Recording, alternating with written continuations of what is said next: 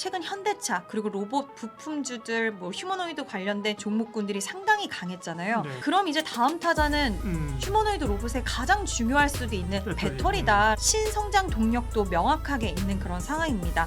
이제 로봇의 장점이 24시간 가동할 수도 있는 부분이고 계속해서 움직이기 위해서는 배터리가 상당히 중요할 수밖에 없는데 이 부분에 있어서는 결국에는 전고체 배터리가 답이다라는 부분이 나왔고요. 우리나라가 또 그걸 잘합니다. 성장하고 있는 산업 그리고 앞으로 성장할 수 있는 산업을 가지고 있구나라는 인식이 퍼질 수 있다라고 생각이 들어서 조만간 좋은 소식 들려올 수 있지 않을까.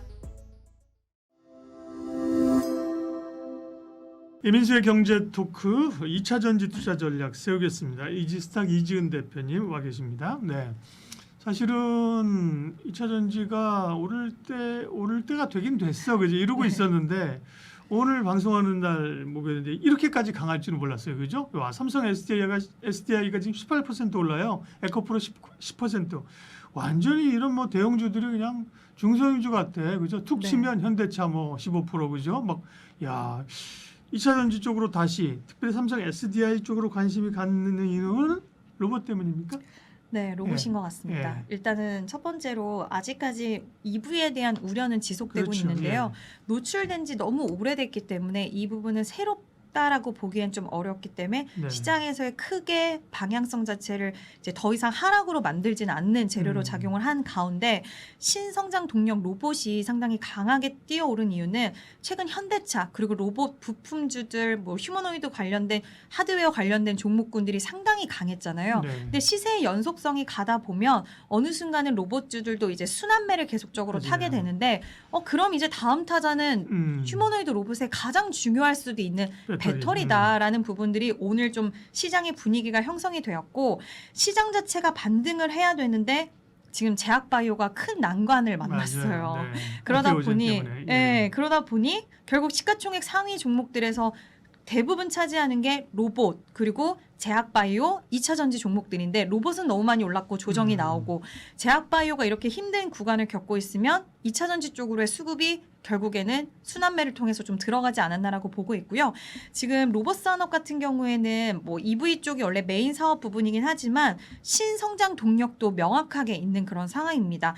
휴머노이드 로봇 그 아틀라스 공개를 했는데 배터리 4시간 정도를 움직일 수 있게 만들어주는데 로봇가 직접 배터리 팩을 바꾸더라고요. 전 그거 보면서 좀 깜짝 놀라기는 했는데 만약에 아틀라스가 무게가 있는 거를 들게 되면 배터리 시간이 2시간으로 확 단축이 된대요. 그럼 그 부분에 있어서는 앞으로 공장의 이제 로봇의 장점이 24시간 가동할 수도 있는 부분이고 계속해서 움직이기 위해서는 배터리가 상당히 중요할 수밖에 없는데 이 부분에 있어서는 결국에는 전고체 배터리가 답이다라는 부분이 나왔고요. 로봇의 구동 시간을 늘리기 위해서는 LFP 배터리는 좀 현실적으로 불가능하대요. 왜냐하면 무게가 무겁고 화재 위험이 있기 때문에 또 로봇가 불나면 큰일 나잖아요. 위험성도 높다 보니까. 그래서 NCM 계열의 배터리가 최적화다라고 이야기를 하는데 우리나라가 또 그걸 잘합니다. 그러다 보니까 시장에서는 그러면 NCM 배터리가 좀 유리하다라는 이야기가 나왔고 이제 전문가들은 그럼 전고체 배터리가 결국엔 꽃이 될 것이다라는 전망치가 계속적으로 나오면서 오늘 이 뉴스는 쌓여 왔었는데 그 빛을 좀 발하고 있지 않나라고 생각을 하고 있습니다. 맞아요. 그게 언제인 줄 모르니까 그런 거죠. 사실 항상 시장은 다음 단계 생각하거든요. 그죠? 로봇주가 불을 뿜었지 않습니까? 그죠? 불을 뿜었는데 조금 쉬다가 또 뿜어요. 그 다음에 또 뿜느냐? 다른 데로 시장을 가 있거든요. 그러면 결국 로봇도 배터리가 필요하죠. 그죠? 그 다음에 이제 전고체 쪽이다. 그러면 이수스 스페셜티 케미칼이나 그죠? 또 뭐죠? 한농화성 이런 쪽 움직일 수 있는데 그게 내가 생각하는 시점이 오르는 게 아니라니까. 그죠? 시장이 오르니까 그때 따라 붙어야 되는 거고요. 그러니까 사실은 현대차는 현대차도 전고체 배터리 그때 이제 시제품 만들고 막 연구했어요. 근데 그게 역시나 생각하는 게 2차 전지 자동차 넣기 위한 게 아니라 자기네 이제 그 모델을 넣기 위한 그죠? 이런 거였었어요. 그러면 로봇에서 특별히 휴머노이드에서 배터리가 차지하는 뭐 비중이나 뭐 원가나 이런 게 어느 정도나 될까요? 예. 로봇 원가에서 배터리가 차지하는 비중은 한 2%. 근데 뭐 시장에선 2에서 한 5% 정도로 이야기가 있는 것 같고요. 네. 그래서 가격 민감도가 그렇게 높지가 않기 때문에 총 비용 측면에서 이제 이점이 크기 때문에 전고체 전지라든지 가능하다. 이런 쪽이 좀 가능하다라는 부분이고요. 이제 시장에서는 여러 가지 뭐 이야기들이 있기는 하지만 지금 배터리 관련돼서 방금 저도 말씀하신 부분에 상당히 동의를 하는 게 이 네. 이야기는 계속 있었어요. 근데 이수 스페셜티 케미칼이 갑자기 상한가를 맞아요. 갔어요. 예. 그래서 전고체 원래 그래 쭉 하다가 뜬금없이 한번 확 올랐다가 또 막 관심 갖잖아요. 그럼 또 빠져. 맞아요. 한동안 쉬어. 그러다 또 그냥 느닷없이 오르고 과거에는 요번에 뭐 패턴이 좀 다를 수도 있겠습니다만 예. 네, 항상 그런 패턴을 보여왔는데 맞아요. 그래도 다행인 건 아틀라스가 이번에 너무 좋은 평가를 지금 받고 있어서 한국에서도 이제 전 세계적으로 정말 휴머노이드 로봇 시대가 도래를 했구나. 그리고 이렇게 되다 보면 배터리 개발 속도가 더욱더 가속화될 수밖에 없겠구나. 그래서 오늘 뭐 IL이라는 기업도 그렇고 새로운 휴머노이드 로봇 배터리를 선보였다라는 또 이런 뉴스들이 많이 나오더라고요. 그래서 이런 여러 가지 이제 시장에서의 재료적인 측면으로 소모가 될 수 있는 이슈들은 계속적으로 좀 붙어주지 않을까라고 생각이 들어서 일단 로봇 원가에서 배터리 차지하는 비중도 낮고 그리고 네. 지금 시장에서는 결국에는 구동 시간을 늘려야 되고 화재의 위험도 없어야 되고 이런 부분들을 충족할 수 있는 건 전고체 배터리고 또 삼성 SDI가 전고체 배터리 로드맵을 그렇게 먼 시간으로 제시하지 않았던 부분이 있기 때문에 시장에서는 조만간 좋은 소식 들려올 수 있지 않을까라고 보고 있는 것 같습니다. 네. 사실은 삼성 SDI를 주목할 때는 최근에 이제 ESS 쪽으로 네. 해서 ESS의 성장 가능성이 올해 2차 전지 업체 가장 큰 화두잖아요. 그죠? 거기서 제일 잘하는 쪽은 어쨌든 LG엔솔이다. 네. 삼성도 ESS 쪽에 꽤 옛날에 업력도 있고 잘할 것이다 봤던 거거든요. 네. 근데 이제 로봇의 전고체 모멘텀이 이제 터진 거예요. 네. 그러면 2차 전지 셀업체 가운데에서는 탑픽이 삼성 SDI냐? 그 얘기는 좀 이따 여쭤보고 LG엔솔 얘기를 좀 한 다음에 그죠? 네. 네. 2차 전지 산업 전체를 또 봐줘야 되니까. LG엔솔이 뭐 지난번에 뭐 계약 취소되는 건 그렇다고 치더라도 4분기 실적도 이제 안 좋게 나왔잖아요. 그죠? 네. 적자로 전환했는데 그 부분은 크게 우려를 안 합니까? 우려는 있을 수 있지만 이 부분도 역시나 노출이 된 거기 때문에 그러니까 로봇으로 인해서 탄력이 나왔는데 실적이 안 좋았다. 여기서 끝났다라고 한다면 추세 자체도 금방 꺾일 수도 있겠지만 네. 다행인 건 ESS가 버텨주고 있다라는 부분인데 뭐 지금 EV 쪽은 매출 같은 경우에 전분기 대비해서 한 20% 이상 감소한 부분이 있는데 ESS 쪽은 4분기 매출이 전분기 대비해서 2배 이상 급증을 했다라고 네. 보여주고 있기 때문에 그러면 아직까지 비중은 크진 않지만 성장하고 있는 산업 그리고 앞으로 성장할 수 있는 산업을 가지고 있구나라는 인식이 퍼질 수 있다라고 생각이 들어서 LG 에너지 솔루션도 삼성 SDI에 비해서는 좀 주가 흐름은 부진하긴 하지만 그럼에도 불구하고 같이 추세를 좀 하고 있다라고 생각합니다.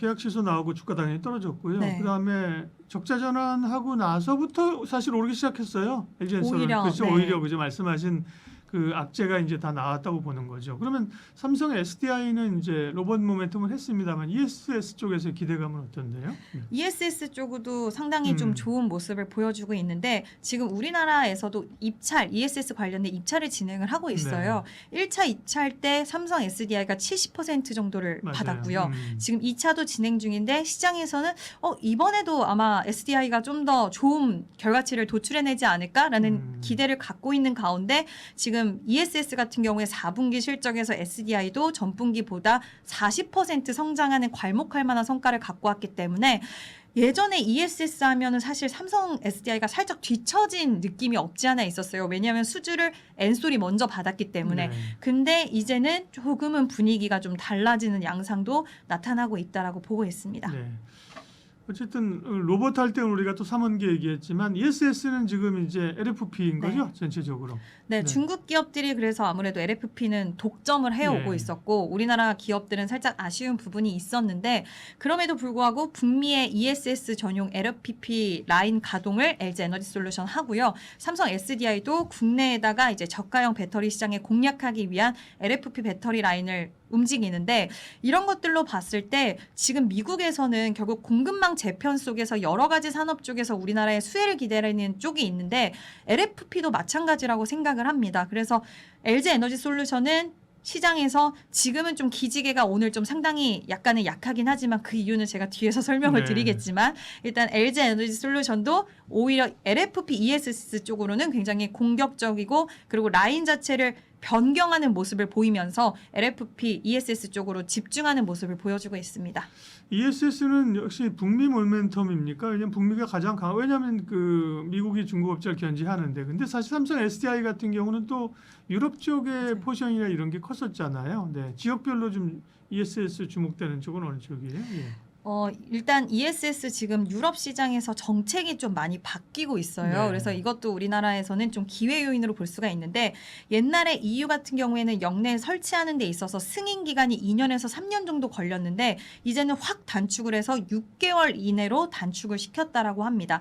근데 여기서 지금 재생에너지 비중이 유럽 같은 경우에 상당히 크기 때문에 ESS 관련된 설치가 선택이 아닌 필수가 되는 상황이고 특히 이제 100kW 이하의 소형 ESS는 승인이 아예 면제예요. 근데 우리나라가 이쪽에서 굉장히 특화가 됐기 때문에 규제 문턱이 낮아지게 되고 그리고 어쨌든 유럽 같은 경우에도 지금 삼성 SDI가 비중이 높기는 하지만 중국 쪽의 이런 공급망에 대한 좀 변화 이런 것들을 봤을 때는 삼성 SDI를 필두로 해서 우리나라 ESS를 채택하는 그런 속도는 상당히 좀 늘어나지 않을까라고 생각을 하기 때문에 시장에서는 이런 유럽 쪽의 규제 변화 또한 긍정적인 시각으로 바라보고 있는 그런 상황입니다.